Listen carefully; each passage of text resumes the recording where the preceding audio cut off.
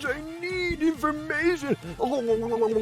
That is me to you, because I'm gonna teach you how to build the Birdman today, okay? All in one fell swoop. Okay, page 1, title, screen, and guess what?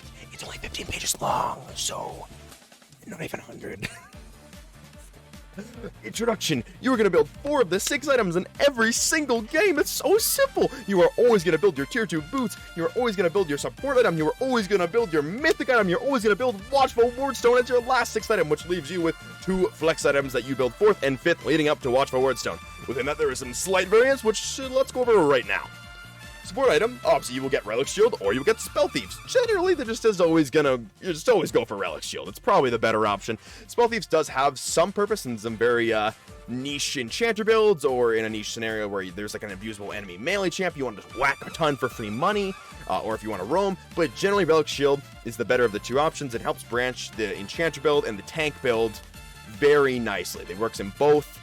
Especially if you don't know which build you want to go, because then you know, if you get ahead, you might want to go Shurelya's. If you fall behind, you might want to go for Radiant Virtue. So Relic Shield is a super safe option that branches both builds beautifully. So usually it's a bit way to go, but if you have a specific purpose or a specific niche for Spell Thieves, feel free, by all means. And then you have your tier 2 boots. Pretty much always just go for Lucidity boots. Pretty much always. For enchanter itemization, always go for Lucidity boots. If you're going for tank itemization, you can choose to opt in to Tenacity Boots, but I would be hesitant in doing so. Lucidity Boots is really, really impactful, really strong in the champ. But obviously, if they have a ton of magic damage and a ton of CC, by all means, feel free to go for Tenacity Boots in the tank itemization only. Next, I already did one of these videos for the other one, so check that one out if you care about this. But this one's pretty important. Check it out already. Next, always finish up the build with Watchful Wardstone, okay? It is a really strong item. I don't know why people aren't building this thing. It is really strong in securing those late game objectives that literally just decide games. Like, Baron and Elder literally will win you the game if like that late in the game. So literally just get this item to secure that you get those objectives, because those are game-winning objectives. Plain and simple. It's so good. Then which leaves you with your 2 flex items, your 4th and 5th. I'm gonna make this very simple, because this is where people get very confused.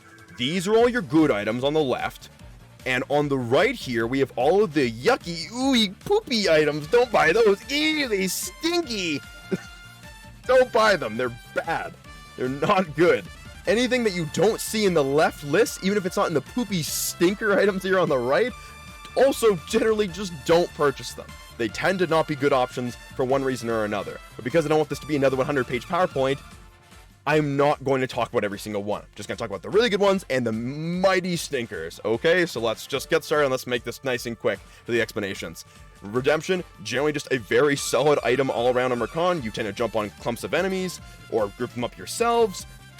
So generally you jump in, use Redemption, you're going to heal yourself, damage the enemies you CC, and then also heal your allies to hopefully follow up when you're engaged. Always good. Literally never a bad item. Always good. Knight's Vow, same deal, almost always a good item, super consistent. If you have an ally on your team that is disproportionately more useful than other allies in your team, and they're like the carry, and if they die, you lose, buy this, toss it on them. Bada boom, bada bang. Next, Mikhail's, a counter pick item. Same deal, it's a counter pick item. You're gonna buy this to counter strong single target CC, such as Morgana Bind, Elise Cocoon, Sejuani Ultimate, or Ash Arrows. I definitely should have said that one in there. Ash Arrow 2, huge counter to that. Obviously, bonus points if they have a lot of magic damage on their team, but it can be very helpful in just countering that CC even without the magic damage, so very strong option. Also, Chemtech Putrefier, another strong counterpick option. Build it if they have healing, and it will reduce it by a ton, especially since Rakan has great synergy with this item because of his AoE heal and his double cast shield, so super awesome item there as well. All of these are great for both tank and enchanter itemization. Both of them. All 4 of these items can go in either itemization. They're all great. Very consistent. Obviously, these are more counterpick items, but still, they're all great. Next, these are more for tank itemization. Well, pretty much exclusively for tank itemization. You have Randuin's here, which is great. It synergizes with Rakan fantastically because when he jumps in on people, he can then use the Randuin's active to then slow them down afterwards, adding more CC to a kit that desperately lacks CC. So that's awesome. Also, just great stats for countering like full AD comps. Then you have Thornmail, also great stats for countering full AD comps, but also gives you that anti-heal you need if they have a full AD comp and a ton of healing as well. So kind of useful. Pretty useful. Better than Putrefier if they have a bunch of like full AD like that and you're going for tank itemization. Otherwise, you also have the last armor option here for tank itemization. You have Dead Man's Plate. very solid as well. Just don't think it's as good as the other two options personally, but if you're having a hard time engaging, this could be helpful to you. Plus, people just tend to enjoy it, so I guess that's also an option. It's not bad.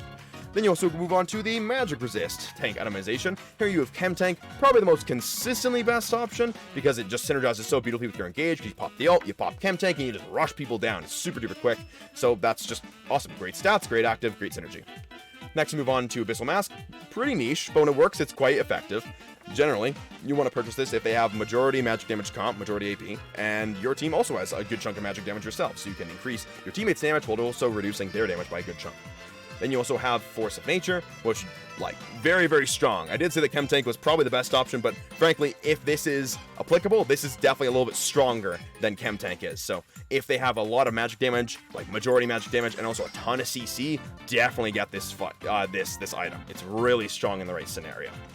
Then moving on, we also have Gargoyle Stoneplate. I don't really recommend this for the most part, but it does give awesome split armor and magic resist. So if they have like a really tricky comp, they have a lot of magic damage, a lot of physical damage, this can be a really good item. Like I said, and also the active is awesome when you engage, you pop the shield, super great synergy there. Just a little expensive. That's why I usually don't, and most of the time people don't have like super evenly split comps. Usually it's like 3 AD, 1 AP, 1 support, or something like that. So anyhow, then you also have Banshee's Veil, which also I don't necessarily recommend to people, since usually you can kind of view what Banshees does for you by just playing better and avoiding the CC or waiting out the spells or dodging it or something or other. But sometimes you're just pissed and you just want that Syndra to go to hell. So how about you purchase this anyways, and then you dance on Syndra's dead body. Ayo, ayo. And moving on, we also have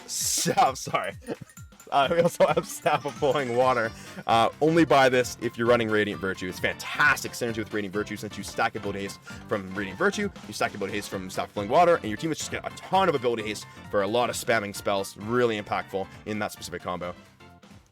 Otherwise, I'm going to go over these noob trap items super quick for you. Zeke's stinky. Zeke's really bad. Don't buy this item. The idea is that Rakan dives doesn't peel, so when he dives, AD carries usually can't follow up because they're kind of immobile and they play front to back, so you can't even proc this. On solos, you definitely don't want to throw this on them because they already deal so much damage and usually the proc it less than an AC would. Just don't buy it. Just doesn't really work with a champion's playstyle at all. And Itemize. The idea here is that negative tenacity does not increase the duration of knockups because knockups are unaffected by tenacity, positive or negative. It's always going to last 1 second. It doesn't matter that you're reducing damage on one target because Rakan jumps on that one target and kills them anyway, so that's stupid. It's completely counterintuitive. It's just Knight's Vow with extra steps. Don't even bother with this thing. This item sucks. Ardent Sensor is so bad. Yeah, just don't buy this on anybody. This item is so terrible. Oh my goodness. Yeah, there's nothing more to it than that. It's just so bad. Rakan theoretically synergizes with it great, but it just sucks so bad. So bad. Oh my gosh. Anyway, get this thing off the screen. And Frozen Heart, great item, doesn't synergize very well because Rakan jumps in and jumps out. When he jumps out, he's not reducing the attack speed of people, so what's the damn point? You can jump in with Randuins and get the extra slow off, and that's super awesome. Plus, it also gives you a bunch of health in addition to a bunch of armor. So yeah, don't really buy this. It's pretty much worse Randuins. And yeah, you don't really get to make use of the aura at all. Here's a couple example final builds. Ponder, Gander, wow. Radiant Virtue builds, wowee, cool beans, wow. Here's some Australia's builds, wow, Australia's is also a good option in addition to Radiant Virtue. It's almost like they're both good meta options, wow, wow. And another one, wow, there's some more, wow. And obviously, like, these are not the only builds in existence. You can mix and match. These are just like 12 example builds that I thought of. All right, that's it. Have a terrific night and happy building. Ha!